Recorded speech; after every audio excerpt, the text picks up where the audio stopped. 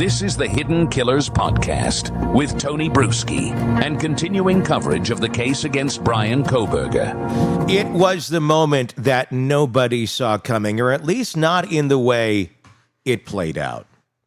After nearly 3 exhausting years of relentless courtroom battles, endless motions, and seemingly bottomless legal maneuvers by Bryan Kohberger's defense team, the sudden plea deal behind pretty much all of this blindsided everyone. Families who'd braced themselves for a trial, ready to look the man accused of brutally murdering their loved ones in the eye and demand answers, were instead given a PDF attachment on a Sunday night, essentially saying, hey, guess what? No trial, it's over. Call it jarring is an understatement. It's been perceived as outright insulting by many close to the victims. Today, we're diving deep with defense attorney and former prosecutor Eric Faddis, a man who knows the complexities of cases like these from both sides of the courtroom. Eric's insight is particularly valuable because he understands the calculations prosecutors make, what defense attorneys grapple with behind closed doors, and maybe most importantly, how the emotional landscape of victims' families often collides with the cold, bureaucratic machinery of the legal system. There's a lot we're going to unpack here, and I want to hear your thoughts in the comments section on YouTube. If you're not there already, search Hidden Killers with Tony Bruschi to find us there so you can comment. If you're on the podcast platforms, lovely. Thank you for being there. Please hit subscribe. Also, check out YouTube. So, why did the prosecution choose now, of all moments, mere weeks from trial, to accept this plea? If the option of taking the death penalty off the table was never going to be considered, why not do it months or even years ago, saving families the prolonged anguish and taxpayers the colossal expense? Eric brings unique perspective to this question, having made similar calculations himself during his career. We're also going to tackle the emotional fallout. The families of Ethan, Kaylee, Maddie, and Xana, they've been thrust through a harrowing emotional grinder, built up, let down, and in many cases, left feeling entirely ignored. Steve Gonzalez, Kaylee's father, went public with his outrage, igniting a firestorm by urging supporters to voice their anger directly to the judge. An act that, while understandable, drew surprising backlash from the bench itself. Eric will help us sort through the legal ethics and emotional nuances of that exchange, and perhaps most critically, we'll explore the statement from prosecutor Bill Thompson, a reveal that frankly felt underwhelming, considering the stakes. There were no surprises, no explosive new evidence, just a stripped-down recounting of details we already knew. Was this strategy oversight or an unfortunate byproduct of an inexperienced jurisdiction navigating uncharted waters?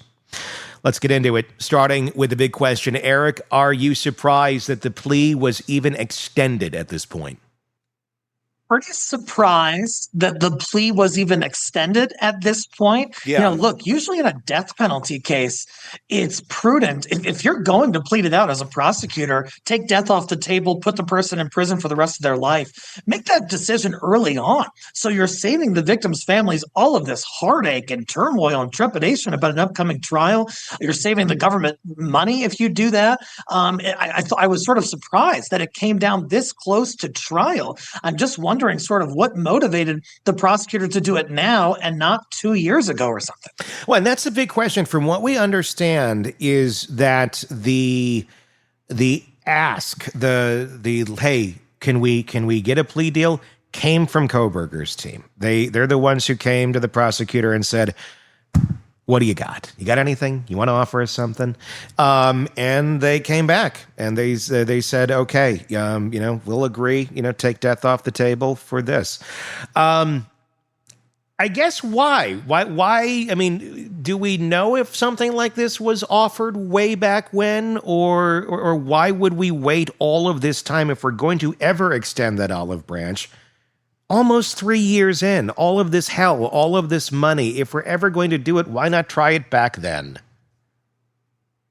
Totally. And you look at if this had been a case where defense had been super successful in motions practice and excluded a bunch of experts and stuff, and the prosecution had a good case in the beginning, and then towards trial they're like, we got some problems, now we got to plead it out. It's one thing, but that's not what happened here.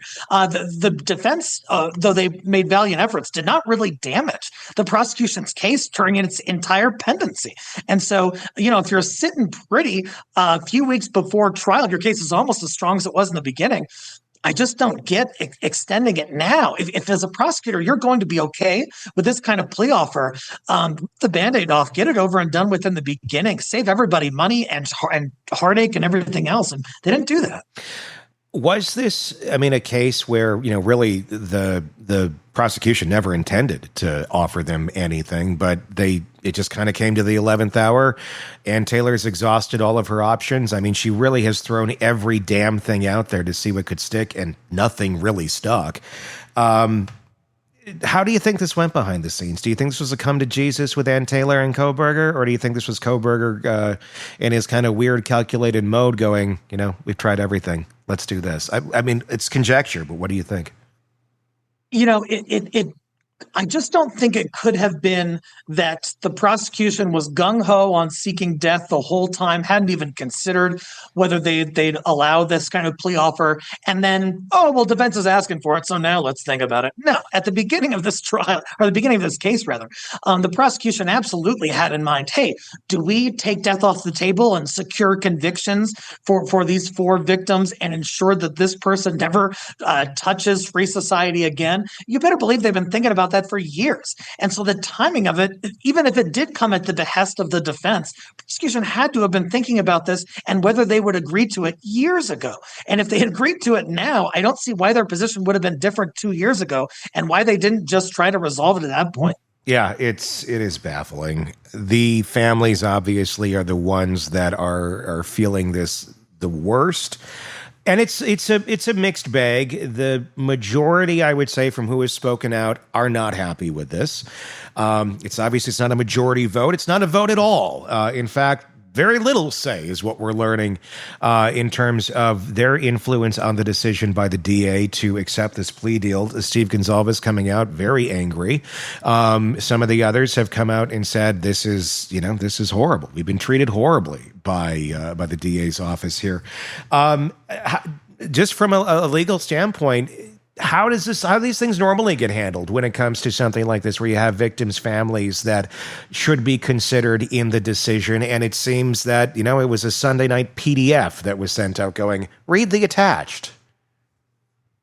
Yeah, in terms of how these are usually handled, not like this. When I was a prosecutor, especially on a death case, if we're considering a plea offer, we got to get in front of that. And so what and in Colorado and most jurisdictions have a victims' rights law like this. The victims are entitled to be informed of key proceedings and also to be informed of any plea offer and to give input on that plea offer. And the prosecutor has to consider that input, doesn't have to make the ultimate decision. But the prosecutor has to consider that. My understanding is that these victims were consulted very briefly days before, and that I think at least one of the victims' families said that they didn't feel they had been adequately informed at all. And so they're sort of left hanging with this, new development in a case involving the death of their child. And they're kind of saying, hey, you didn't talk to us about this sufficiently, and you didn't hear us out in terms of what we want. And I think that is absolutely a misstep by the prosecutor if that's how it happened. What was your reaction when the first order of business during the hearing, the change of plea hearing, was Judge Hippler scolding Steve Gonsalves without basically saying his name? Steve had gone on with Brian Entin on News Nation the previous night, had encouraged people to call the office, to call the judge's office. It wasn't like go to his house with picket signs. It was call, let your voice be heard. And then the judge's response was, I have not and will not listen. In fact, he's sending him to the authorities should anyone need to listen to the calls. I don't think the intent was go threaten the judge. It was just, we're not happy. And if you're not going to listen to us, I'm going to basically empower all of these thousands of people who are watching and passionate about this as well to be heard. And you're still sitting there going, la, la, la, la, la, we're going to do it the way we want. It seemed rather tone deaf, but I mean, I'm just a lay person. What was your thoughts? I think tone deaf and also a little whiny. Hey, look, you're presiding over a nationally publicized quadruple homicide case, and there's a massive decision coming up that has been polarizing to the public, to that specific community, the public more generally. Look, you're going to get people who have thoughts about that, and deal with it, bro. Like it's not it's something you need to be complaining about and starting the plea hearing off in a way that sort of implies that one of the victim's fathers did something improper when I don't think they did at all. I thought that was a weird way to start it and just not really becoming of a jurist. No, I mean, I've appreciated his little more directness in this, where he's not taking a lot of crap and going for everything Ann Kohberger asks for, and I think that's been good. But that was a big turnoff of that moment there in the courtroom. It seemed rather odd. Were you surprised at all by what was revealed in the statement that Bill Thompson gave? I mean, essentially, I've been kind of summarizing it as a mini version of what the opening statements would have been, of what he gave the other day. He laid out what the evidence was. It really wasn't any more than what we already knew about. I mean, or would there have been more things up his sleeve that he just wasn't saying? Because there was nothing shocking there. I mean, it was pretty much everything that we knew about, and less, I think, than what we thought we knew about even. There was no evidence of contact, according to Bill, of Kohberger with the people in that residence. I think we were all thinking there's going to be some sort of something. Nothing. Were you surprised by any of that? So I was surprised. Yes, I was surprised by the way it was presented and the content of that presentation. So when there's a plea that's going to happen like this, usually the prosecutor lays out either an offer of proof or a factual basis, they're synonymous, to say, hey, here are the facts that would be presented that justify a person pleading guilty to a crime because, like, hey, we could back it up and they're going to be convicted. But yeah, it was rather limited. It was, no bombshells that we haven't heard about. And I wonder if, the victims' families were kind of hoping for something a little bit more gung-ho, a little bit more impassioned and incriminating for Bryan Kohberger. But this was the way the prosecutor chose to do it. And I'll note that, this is kind of a smaller jurisdiction and they're not used to handling huge murder cases and having, 4 victims' families listen to every word they say. So perhaps that affected what that record was like. Coming out of this conversation with Eric, it's hard not to feel like we're all still searching for answers that the legal system just isn't set up to provide. We started this discussion wondering why the prosecution decided to agree to Bryan Kohberger's plea deal now, of all times, and not 2 years earlier. The fact is, Eric pointed out how puzzling this decision truly is, especially since the prosecution's case remained rock solid throughout the process. This wasn't a last-minute move driven by some unexpected setback. This was deliberate. This was strategic. The strategy itself remains mystifying, leaving families hurt, confused, and angry.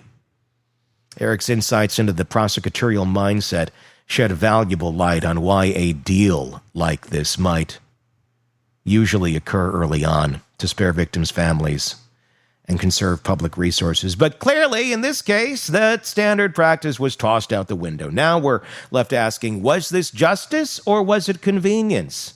Did the DA's office prioritize expediency or avoidance of embarrassment over emotional and psychological well-being of the grieving families? The process seems to have done very little to honor the family's trauma or dignity. Another takeaway is the alarming way victims' families were treated, almost as an afterthought. Sending out critical updates via Sunday night PDFs hardly screams empathy or professionalism. And the judge's reaction to Steve Gonsalves' passionate plea for public engagement, perceived as tone-deaf and oddly defensive, raises even deeper questions. Who is the system really serving when families' pain is brushed aside so callously? And what about the evidence, or rather the lack thereof, in Thompson's courtroom statement? Here was the prosecution's moment to lay it all out, to justify their decision and validate 3 years of intense scrutiny and emotional torment. Yet, what we got felt sterile and frankly disappointing. Eric suggested that perhaps smaller jurisdictions aren't equipped for the emotional weight and high-profile nature of cases like these. But if that's true, does it excuse them or simply expose a flaw in our system? Ultimately, today's conversation makes clear there are no easy answers, just lingering, painful questions. Bryan Kohberger will spend the rest of his life behind bars, yes. But does the path that got us here truly represent justice? Or did the prosecutors, the defense, and even the judge stumble through a messy compromise, one that left emotional scars, confusion, and distrust in its wake? You tell me in the comment section what your thoughts are on this conversation on YouTube. If you're not there already, search Hidden Killers with Tony Bruschi so you don't miss it. If you're on the podcast platforms, hit subscribe there so you don't miss any of our coverage on this case and the many that we cover for you here at True Crime Today and the Hidden Killers podcast. Until next time, I'm Tony Bruschi. Thank you for listening.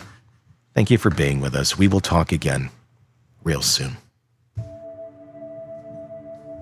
If true crime is your obsession, we've got you covered. Press subscribe now to the Hidden Killers podcast and True Crime Today for non-stop coverage, expert insights, and in-depth analysis.